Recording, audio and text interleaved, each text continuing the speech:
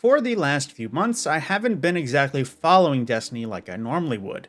More so just keeping an eye and an ear out, tracking the temperature of the room, so to speak, regarding Destiny.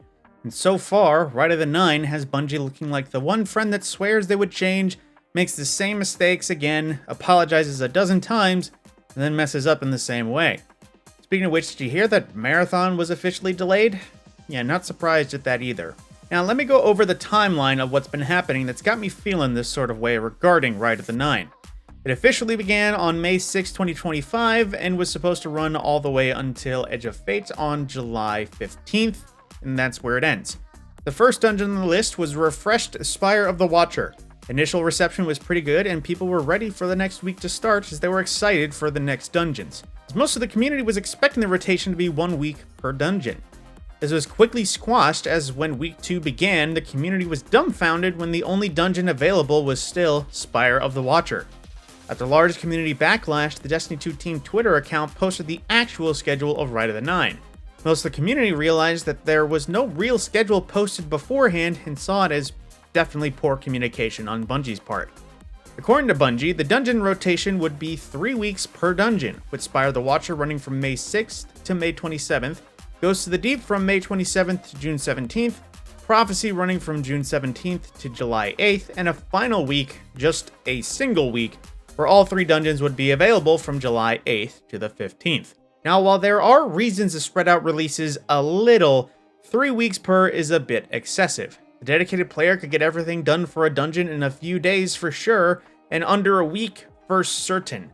Meaning for 3 dungeons, there would be more than a month's time just spent waiting for the next release.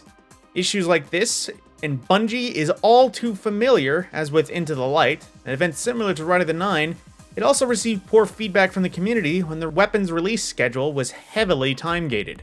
Bungie made changes to the schedule fairly quickly, however, with the release of Pantheon, and there was no complaints though, as the raids seemingly released right off the bat, week per week, and Bungie gave plenty of time to spare.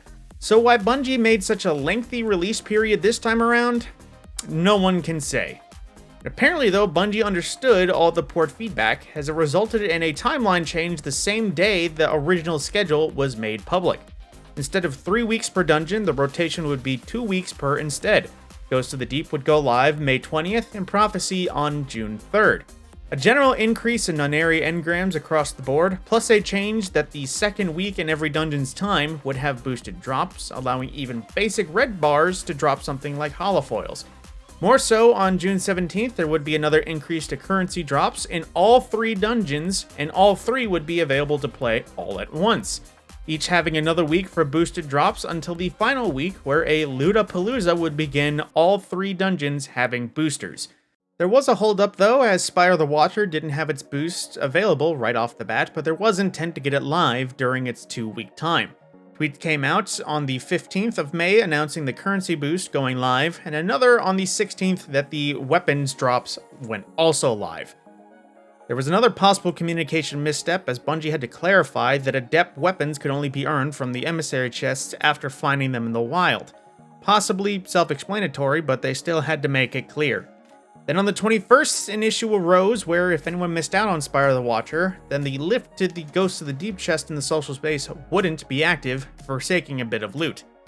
Now, a post from the Destiny 2 Twitter team made mention of boosted drops for Ghost of the Deep being live, but this could be another comms issue as this post went live on a Friday when the booster should have been live since that Tuesday. I don't think this was a real issue, but visually, as somebody that wasn't keeping up exactly, it looks like the drop boost was only from Friday until the reset, as opposed to the Tuesday till the reset.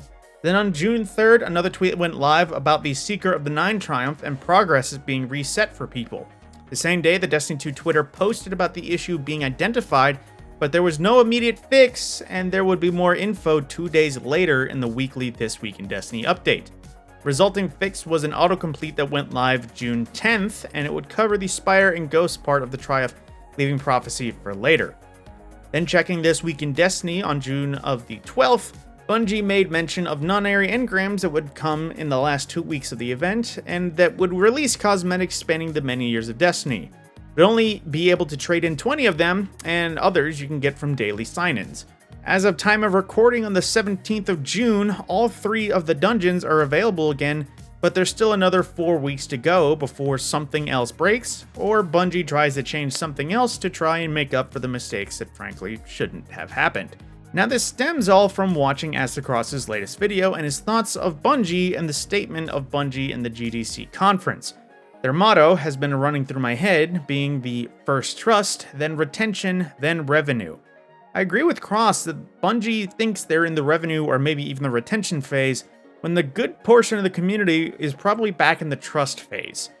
Rite screams trying to gain back trust, as after backlash regarding the release timeline, followed by an immediate undo redo, and a lot of sweeteners in surplus. I'm not even certain a lot of these boosts would have existed with the original schedule. Considering the changes to Spire were still in progress even after the announced changes, it's fair to say a lot of the boosters were plain unintended until after the poured feedback, aka a sweetener.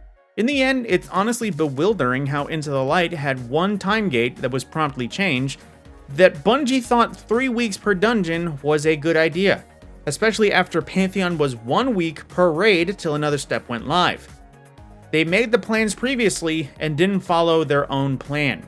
It seems like only Bungie could keep messing up in that way. Now, this is once again just my opinions that Rite of the Nine is looking messy. I know many people are screaming the praises a little bit regarding the refreshed dungeon, the new challenges, as well as the re-rolled weapons. I won't lie, at the base, it sounds like it's doing okay, but aside from that, it seems like I mentioned before, that we had the initial schedule that was perfectly how it was, and then they reworked the schedule and started throwing boosters after booster, after engram, after all of this stuff to try and make up for it and make us forgive the initial issues. The problem is those issues shouldn't have begun to exist in the first place, because like I mentioned with Pantheon, how did they have the one version and then mess up this version when it should be relatively copy-paste? But with that, that is officially the end of the video. I hope you enjoyed watching. Always leave an opinion in the comments down below. And with that, I'll see you in the next video.